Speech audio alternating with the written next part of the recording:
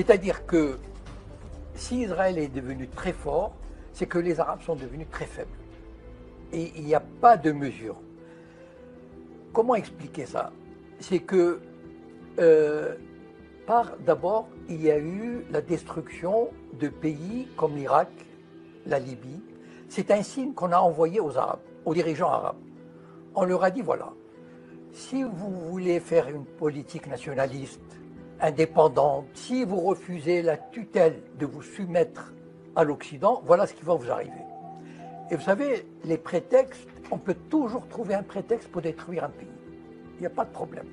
Voilà. Donc, on a envoyé des messages à des pays.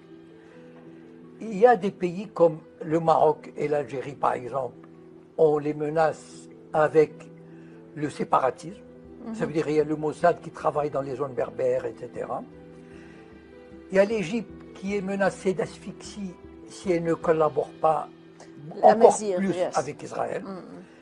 Donc en fait, il y a toutes sortes d'actions qui sont menées, qui sont, par exemple, les monarchies du Golfe, on peut leur dire, écoutez, si vous ne collaborez pas avec Israël, ben on va vous envoyer Daesh. Vous tenez à vos trônes, vous tenez à vos privilèges, vous tenez aux richesses accumulées à New York, à Genève, à Paris.